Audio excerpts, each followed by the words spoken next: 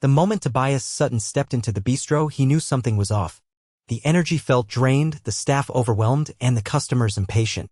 This wasn't the warm, welcoming place he had envisioned when he bought the chain 7 years ago. Tobias had built his fortune in the restaurant business, buying struggling eateries and turning them around. This bistro had been one of his passion projects, a cozy, modern spot with 7 locations known for fresh ingredients and friendly service. But lately, complaints had been piling up. Long wait times, cold food, and rude service. His district manager, Lucas, assured him things were under control, but Tobias wasn't buying it. So he decided to see for himself. Disguised under graying hair, glasses, and a slightly hunched posture, Tobias had walked in as a new trainee named Tom. He wore the standard uniform black slacks and a crisp white shirt, and nobody batted an eye. None of the staff had ever met him personally. The manager on duty, a stocky man named Greg, barely looked up when Tobias introduced himself. "New trainee?" "Great," Greg muttered, already irritated. "We're short-staffed, so don't expect much training. Just follow Milo. He'll show you what to do." Milo was a young waiter, early 20s, with tired eyes and a forced smile. He nodded at Tobias and led him to the back. "Sorry in advance," Milo said as he grabbed a tray. "It's a mess today. We're down 3 people and Greg refuses to call and help." Tobias frowned. "Why's that?" Milo sighed. "Says it's not in the budget. But it's been like this for months. People quit and they don't get replaced." As they worked, Tobias saw the chaos firsthand. Orders were backed up, tables hadn't been cleared, and customers were visibly frustrated. He watched as Milo ran from table to table, barely catching his breath. The other waiters were just as overwhelmed. Greg, on the other hand, was nowhere to be seen. When Tobias finally spotted him, he was leaning against the hostess stand, scrolling through his phone. By the time the dinner rush hit, Milo looked like he was ready to collapse. Tobias tried to help as much as possible, but it was clear he was slowing Milo down. "Just focus on refilling drinks," Milo said as he balanced 3 plates on one arm. "I'll handle the rest." Tobias had seen hard workers before, but something about Milo struck him. He wasn't just doing his job, he was holding this place together. Hours passed, and finally the crowd thinned. Tobias went to the back to grab a rag when he heard a muffled sound. He turned the corner and found Milo slumped against the storage shelves, his hands covering his face.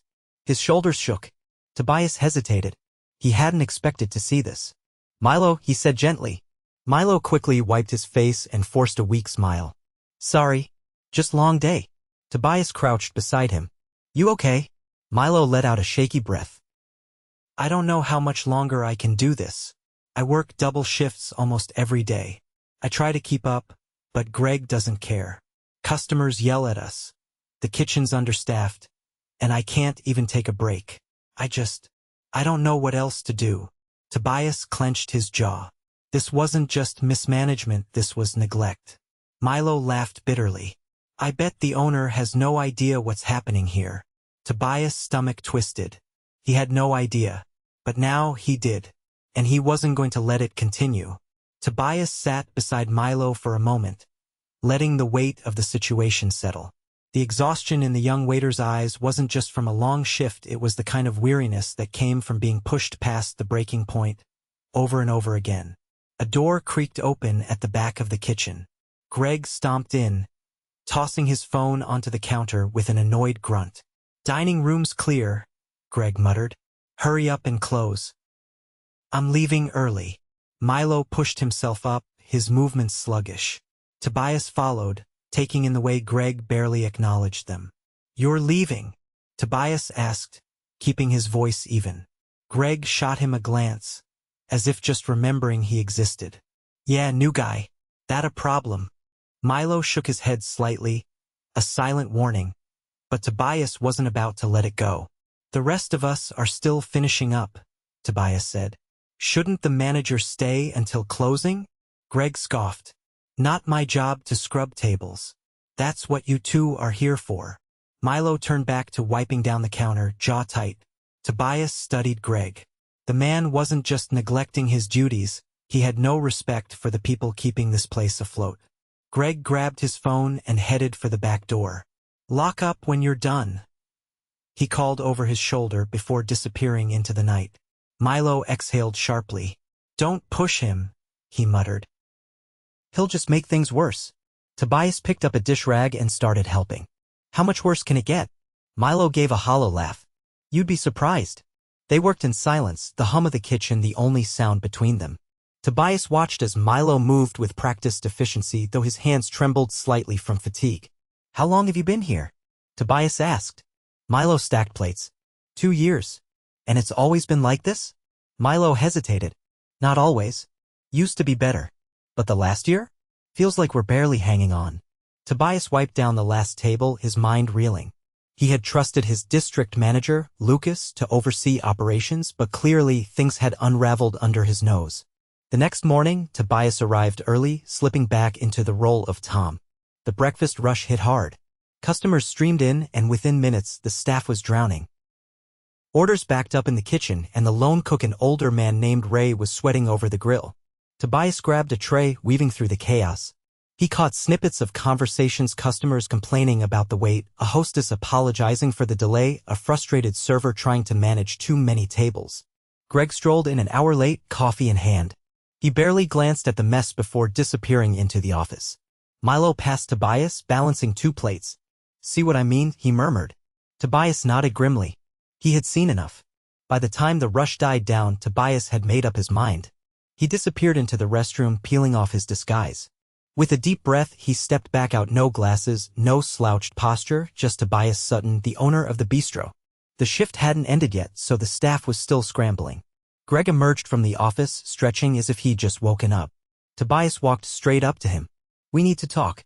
Greg frowned. Who are you? Tobias folded his arms. Tobias Sutton. I own this place. The color drained from Greg's face. His mouth opened, then closed. Milo, who had just walked past, nearly dropped his notepad. The other staff members froze, eyes widening. Tobias didn't give Greg a chance to recover. Let's go to the office. Greg hesitated but nodded stiffly, leading the way. Inside, Tobias shut the door behind him. Sit. Greg sank into the chair, fidgeting. Tobias leaned against the desk. I've been here for 2 days, undercover as a trainee. I've seen everything. Greg's jaw tensed. Sir, I watched you ignore your staff while they drowned in work. I saw you refuse to call for backup even when it was obvious they needed it. I saw you leave early, leaving them to close alone. And I saw Milo, one of the hardest workers here, breaking under the pressure while you did nothing. Greg's fingers twitched on the desk. I was following procedures. Don't insult me. Tobias' voice was sharp. This isn't about procedures. It's about leadership. And you failed. Greg swallowed hard. Look, we're understaffed. Because you don't replace people when they leave. Greg's mouth worked, but no words came out. Tobias exhaled. You're done here. Greg's eyes widened. Wait. I need a manager who supports their team. Not one who hides in the office and lets the place fall apart. Greg's face hardened. You think you can just replace me? I don't think. I know. Tobias straightened. Clear out your things. Greg stood abruptly, his chair scraping against the floor. He muttered something under his breath before storming out. Tobias stepped out of the office just as Greg shoved past the staff toward the door. The room was silent. Milo glanced at Tobias, cautious. You really just fired him? Tobias nodded. Should have happened sooner. The tension eased slightly. Some of the staff exchanged looks, relief, shock, even quiet approval. Tobias turned to them. Things are going to change. But first, I need to hear from all of you. Break's over in 10 minutes. After that, we're having a meeting. Milo exhaled, nodding. The others murmured in agreement. As Tobias looked around, he knew this was just the beginning. But for the first time in a long time, the bistro had a chance to turn things around. The dining room was quieter than before, though the weight of what had just happened still lingered in the air. Tobias stood near the kitchen entrance, arms crossed, watching as the staff hesitantly gathered for the meeting. No one had touched the leftover plates on the tables, as if they were afraid to resume work before knowing what came next. Milo stood near the back, arms loosely at his sides, his face unreadable. A few servers shifted uncomfortably, unsure what to expect. The hostess, a young woman with curly hair pulled into a tight ponytail, looked between Tobias and Milo before finally speaking. What happens now? Now we fix this place, Tobias said. Some employees exchanged wary glances. The tension in the room was thick, years of stress and frustration keeping them on edge. Tobias understood that. He had seen it before. No one trusted change until they saw it happen. I know Greg was running this place into the ground, Tobias continued. And I know that most of you probably assumed no one at the top cared. I won't make excuses. I should have seen what was happening sooner. A cook leaned against the counter and exhaled. We've been short-staffed for months. Every time someone quits, we just have to pick up the slack. A server with dark circles under his eyes nodded. And if we complain, we get told to deal with it or find another job. Tobias turned to Milo. Why didn't you leave?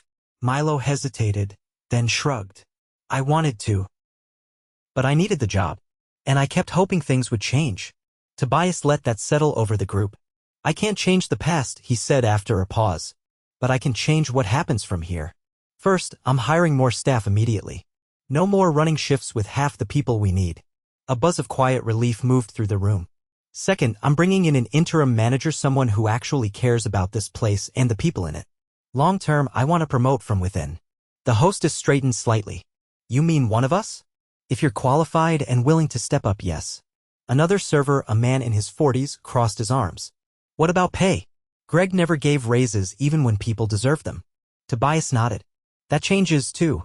We'll be reviewing wages across all locations and I'll make sure pay reflects the work being done. Milo finally spoke, his voice careful.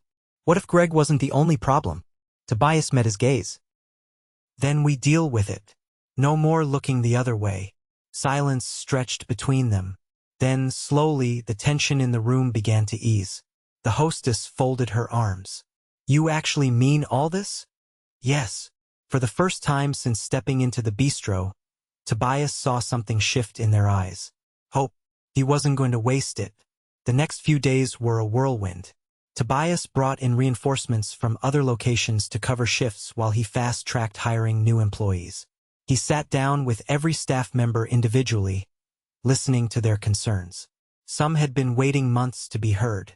Milo was the hardest to read. He remained cautious, watching Tobias closely, as if waiting for him to slip back into the role of a distant owner. One evening, after the dinner rush, Milo stayed behind to help Tobias check inventory. You don't have to do that, Tobias said. Milo shrugged. Force of habit. They worked in silence for a while before Milo spoke again. So, what made you come here undercover? Tobias placed a clipboard on the counter. I kept hearing that things were fine, but customers were complaining and turnover was getting worse. I needed to see it myself. Milo nodded slowly. And now that you have? Now, I fix what I should have fixed a long time ago. Milo studied him for a moment before reaching for another box. People have made promises before. I'm not people. Milo didn't respond right away. Then, after a pause, he said, I guess we'll see.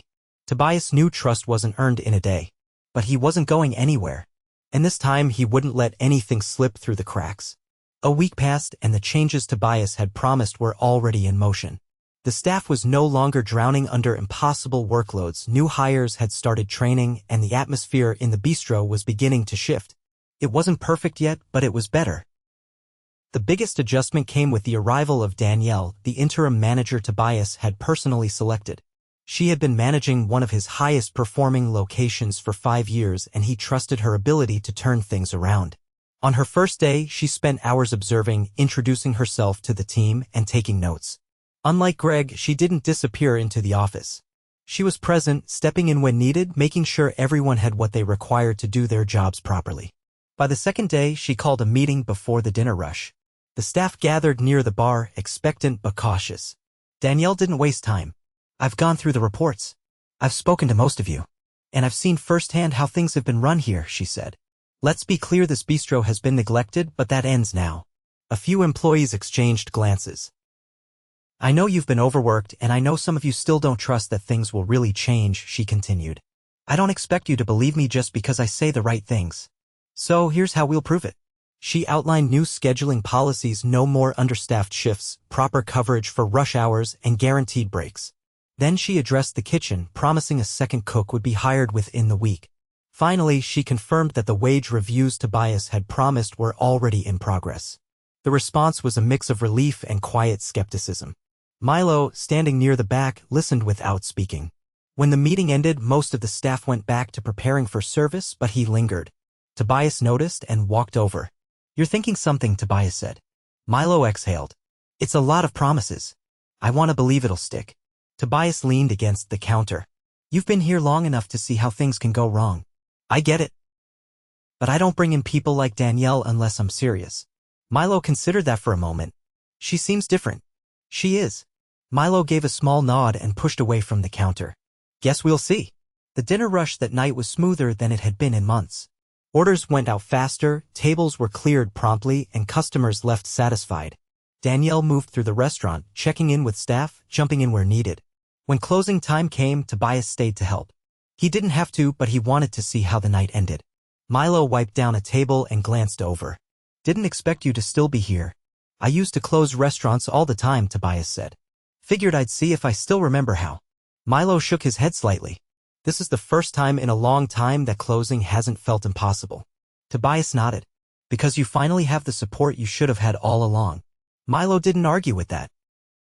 The last of the chairs were stacked, the lights dimmed, and the doors locked. As the staff filtered out, Tobias caught Danielle's attention. "Thoughts?" he asked. She crossed her arms. "It's going to take time, but they're good people. They just need leadership that actually gives a damn. They have that now." Danielle nodded. "I'll make sure of it." As Tobias stepped outside, he saw Milo lingering near the curb waiting for his ride. "Need a lift?" Tobias asked. Milo hesitated before nodding. "Sure." The drive was quiet at first. Then Milo spoke. "A week ago, I thought this place was never going to change," he admitted. Tobias glanced at him. "And now?" Milo exhaled. "Still figuring that out." Tobias didn't push. Trust wasn't built overnight. But as he pulled up to Milo's building, he knew one thing for sure: this bistro was finally headed in the right direction. Tobias arrived at the bistro before sunrise, stepping into the quiet space before the morning crew arrived. The air smelled faintly of citrus cleaner, a sign that someone had taken closing duties seriously. He moved through the dining area, noting the neatly arranged tables, the polished silverware, the absence of the chaotic energy he had witnessed in his first days undercover. Danielle had been right: this team wasn't broken, just worn down. And now, with the right leadership, they were starting to regain their footing. As he settled into a booth, reviewing the latest reports, the front door creaked open. Milo stepped inside, rubbing his eyes, clearly not expecting to see Tobias there. For a moment, they just looked at each other. Then Milo exhaled, dropping his bag onto a chair. "You don't sleep, do you?" Tobias set down the papers. "Old habit. Mornings are when I think best." Milo stretched his arms, shaking off the last remnants of sleep. "You checking up on us?" "Checking in," Tobias corrected. "There's a difference." Milo pulled a chair out and sat across from him. "And?" Tobias slid a page across the table. "Numbers are already improving. Customer feedback is better, order times are down, and staff turnover has stabilized. We're not perfect, but we're moving in the right direction." Milo scanned the page, tapping his fingers lightly against the table. "Feels different working here now. Still busy, still exhausting sometimes, but at least it doesn't feel impossible anymore." Tobias watched him carefully. "And you? How do you feel?" Milo leaned back slightly, considering the question. "I don't wake up dreading my shift anymore. That's something." Tobias took that as a win. The door swung open again, and Danielle entered, balancing a clipboard under her arm. She spotted them and made her way over. "Morning," she greeted, setting the clipboard down. "I've been thinking about something." Tobias gestured for her to continue. "We need a solid second in command here. Someone who understands the staff, knows the customers, and can step up when needed," she said. "I have a suggestion." She turned her gaze toward Milo. Milo blinked, caught off guard. "Me?" Danielle nodded. "You've been the unofficial leader of this team for a while. You keep the place running when no one else steps up. I've seen how the staff looks to you when things get tough." Milo straightened, his expression unreadable. "I've never been a manager before." Danielle shrugged. "Neither had I until someone gave me the chance. You don't need experience, you need instincts. And you have them." Tobias studied Milo's reaction. He could see the wheels turning, the careful weighing of possibilities. Milo crossed his arms, glancing between them. "If I say yes, what changes?" "You'll have more responsibility," Danielle said. "But you'll also have authority." Better pay, more input on decisions, and the chance to actually make this place better from the inside. Tobias leaned forward. You've already been leading, Milo. This just makes it official. Milo hesitated. What if I mess it up? Danielle chuckled. Then you learn. And we back you up. Milo let out a slow breath, tapping his fingers against the table again. Finally, he gave a small nod. All right, he said. I'll try. Tobias smiled. That's all we need. Danielle clapped her hands together. Good. First lesson, never let the morning rush catch you sitting around. Let's move. Milo rolled his eyes but pushed himself up. Tobias followed, watching as the morning crew filtered in, the energy shifting from stillness to motion. As Milo grabbed an apron, something about his stance had changed. He stood a little taller, moved with more confidence. Tobias knew this was just the beginning. But for the first time, this bistro had a leader who truly understood what it meant to be in the trenches. And that was exactly what it needed.